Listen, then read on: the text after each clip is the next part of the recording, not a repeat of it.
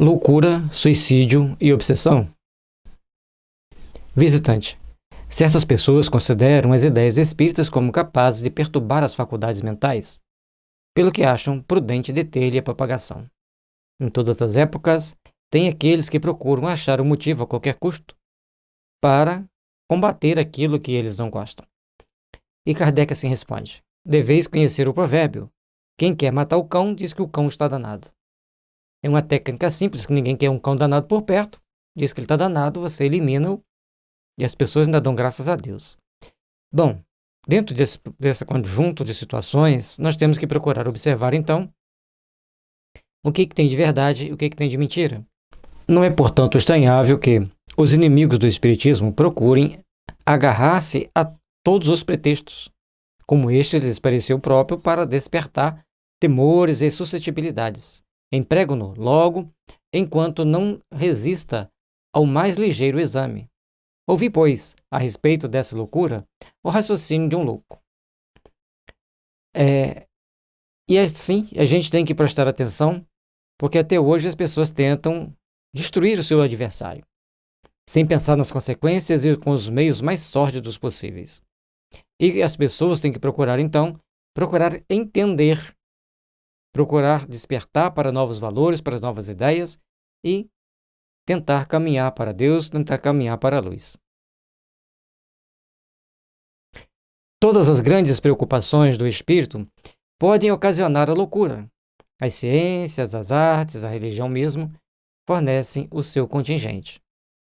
Então, se você se preocupa demais com aquele assunto, se você quer ir com muito afinco, com muita sede ao pote, você acaba saindo um pouco do foco principal, do seu centro de razão. É um fator relativamente natural e que todos precisam encarar com as devidas responsabilidades, com a devida condição que nós temos de refletir sobre cada assunto, sobre cada aspecto daquela situação. A loucura provém de certo estado patológico do cérebro, instrumento do pensamento. Entretanto, o instrumento desorganizado, o pensamento fica alterado. Por isso, é importante, e o Kardec, sem ser da área médica, ele já entendia que só vai ficar louco quem tiver algum processo patológico no cérebro. E esse processo patológico chama-se sífilis. Só fica louco quem tem sífilis. E se a pessoa já teve muitas infecções de garganta, provavelmente vai passar por estágios de depressão. Então, são várias situações que vão acontecendo ao longo da existência de cada pessoa, que devem ser observadas, que devem ser prestado atenção, para que o conjunto não perca a harmonia.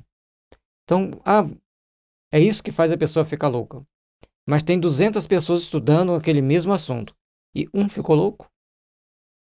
Então, aquele um tem um problema. E não importa qual área eles estejam, nos cursos de faculdade, principalmente pós-graduação, mestrado, o número de pessoas que surtam num determinado momento, estressam, não aguentam mais, é muito grande. E lembremos que só fica louco quem teve sífilis. E quem teve gonorreia perde a capacidade cognitiva de raciocínio.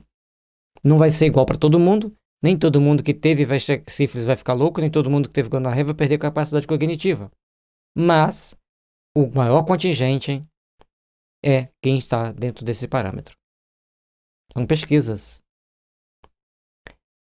A loucura é, pois, um efeito secundário cuja causa primária é uma predisposição orgânica que torna o cérebro mais ou menos acessível a certas impressões, e isto é tão real que encontrareis pessoas que pensam excessivamente e não ficam loucas, ao passo que outras enlouquecem sob o influxo da menor excitação. Já dissemos que depende de como você age, de que forma você age e quais os níveis de intoxicação que a pessoa possui.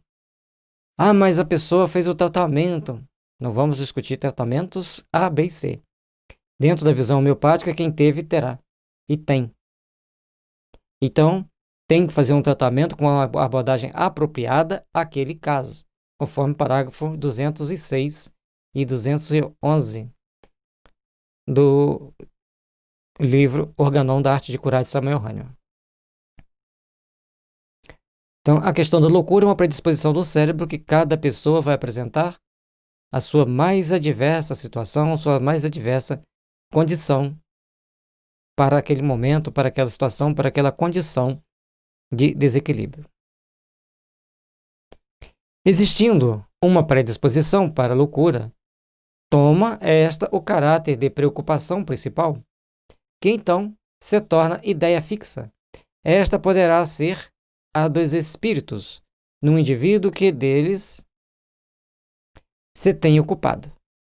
Como poderá ser a de Deus, dos anjos, do diabo, da fortuna, do poder, de uma ciência, da maternidade, de um sistema político ou social? É provável que o louco religioso se tivesse tornado um louco espírita, se o espiritismo fosse a sua preocupação dominante. Então, tem várias características de loucura, e hoje são centenas, né? Kardec colocou aqui algumas delas, que eram mais comuns naquela época. A mente vai tomando conta só daquelas ideias, e aquelas ideias vão se avolumando e a pessoa acaba perdendo o sentido da vida. Perde o rumo que tem que seguir. É certo que um jornal disse que se contavam, só em uma localidade da América, de cujo nome não me recordo, 4.000 casos de loucura espírita. Mas é também sabido que os nossos adversários têm ideias fixas de se crerem os únicos dotados de razão. É uma esquisitice como outra qualquer. E aqui foi muito interessante, porque a cidade, com 4.000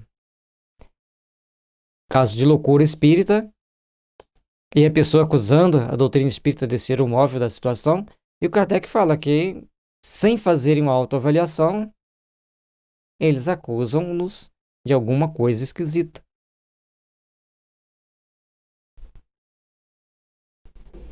Para eles, nós somos todos dignos de um hospital de doidos.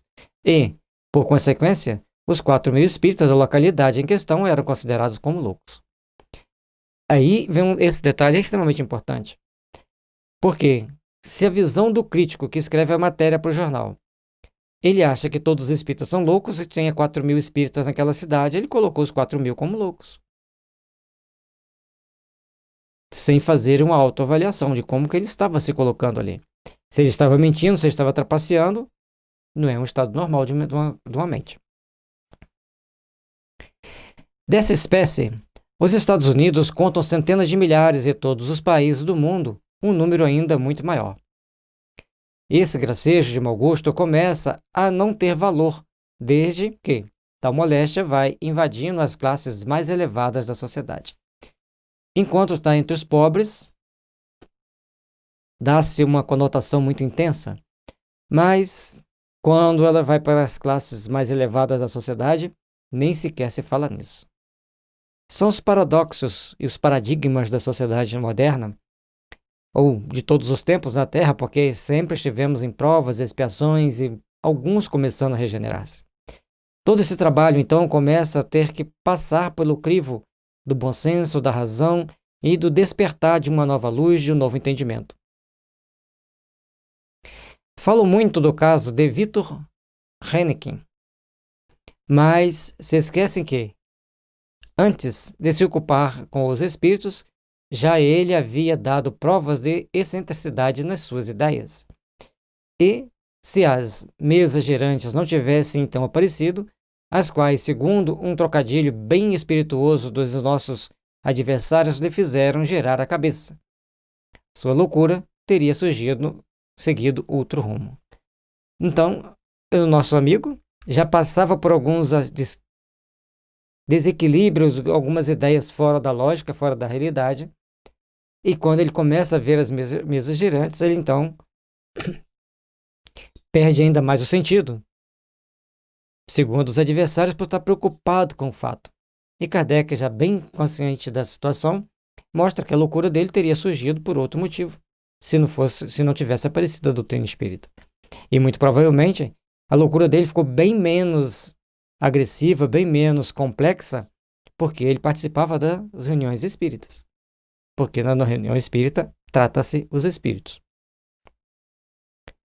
Eu digo, pois, que o Espiritismo não tem privilégio algum nesse sentido, mas vou ainda além. Afirmo que, bem compreendido, ele é um preservativo contra a loucura e o suicídio.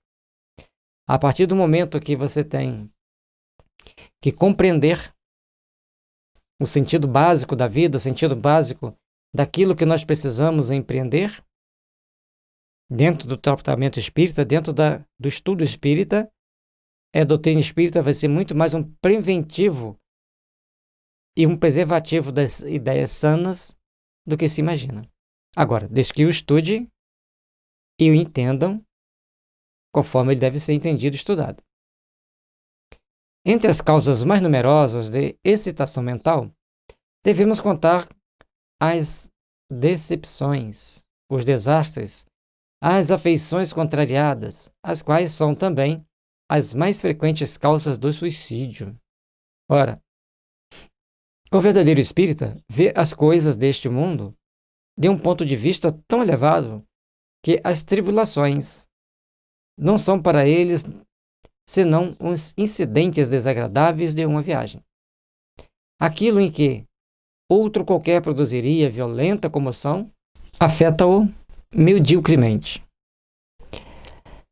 Quando você entende a concepção espírita, entende os ideais espíritas maiores, aí, e a profundidade da doutrina espírita, os desastres, as decepções, as afeições afetivas contrariadas, tudo isso passa.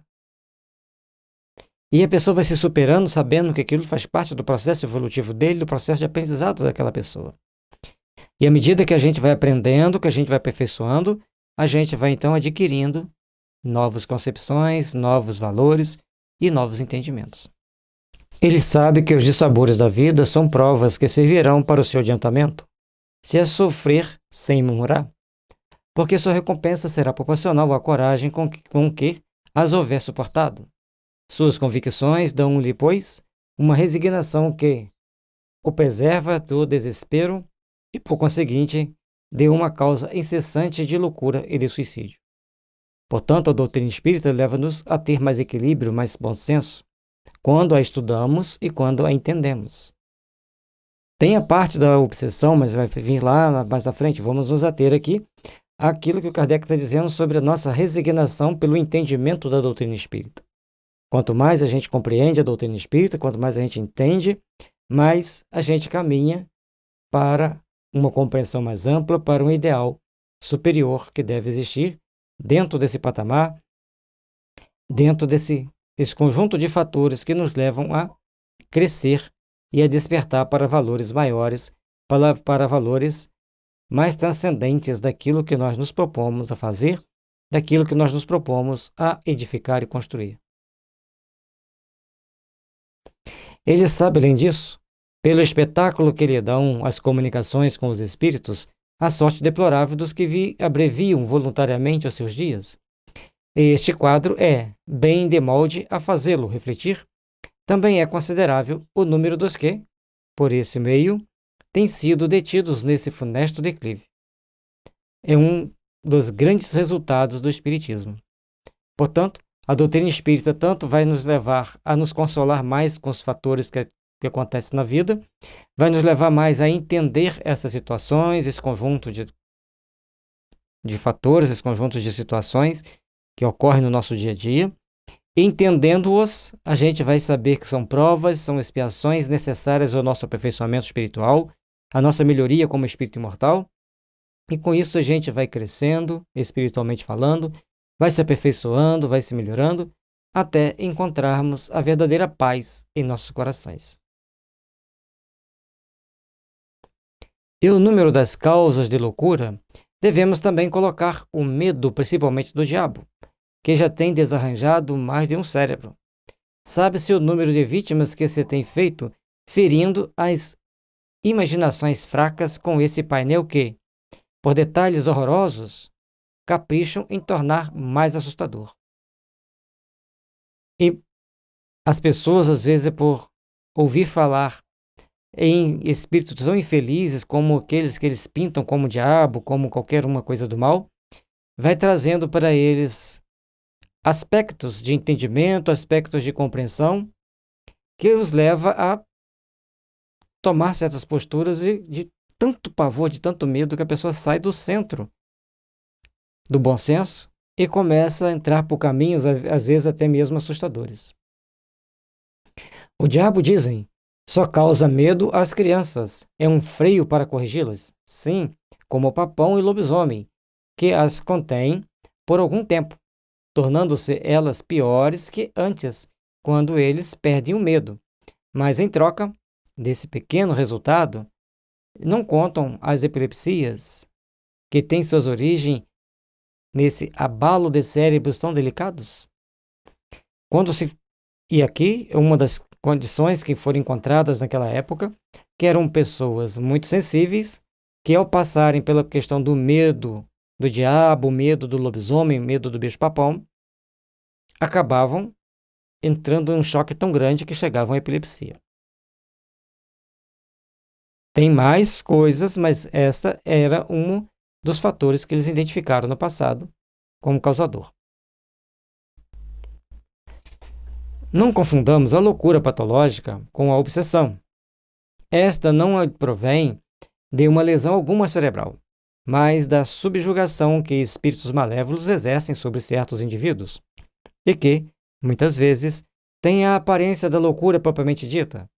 Esta afecção, muito frequentemente, é independente de qualquer crença no espiritismo e existiu em todos os tempos. Neste caso, a medicação comum é impotente e mesmo prejudicial. Aí vem um outro fator, causa de loucura, a obsessão, que advém a partir de um momento que um espírito muito ligado àquela pessoa, no passado distante, em outra encarnação, se aproxima e, como eles têm aquele vínculo do passado pelas mais variadas situações, pelas mais variadas conjunções, cria-se então todo um conjunto de envolvimentos éticos, morais, e com isso tem uma sintonia. E como um quer vingar-se do outro, destila toda a sua fúria, toda a sua raiva, e cria-se então condições muito desastrosas, muito desagradáveis, para que o medo, a dor e tantas outras situações que levam a pessoa a cometer atos extremamente ridículos aconteçam por causa dessa subjugação, tão mais intensa quanto for o processo. Então nós vamos ter subjugação, fascinação, possessão e até mesmo uma obsessão simples. Fazendo conhecer esta nova causa de perturbação orgânica, o Espiritismo nos oferece, ao mesmo tempo, o único meio de vencê-la, agindo não sobre o enfermo, mas sobre o espírito obsessor. O Espiritismo é o remédio e não a causa do mal, em muitas situações. E quem quer entender os mecanismos da mente, estude a doutrina espírita, estude no aprofundamento do entendimento da doutrina espírita. Quanto mais você entender, mais você vai compreender as razões de ser das doenças, das loucuras e as nossas necessidades de nos fazermos melhores, de nos fazermos mais observadores dos fatos e, principalmente, respeitarmos mais cada uma das situações, cada uma daqueles momentos que nós devemos tomar por base de entendimento, de compreensão dos fatores espíritas e que levam as pessoas a estar em tão desagradável condição.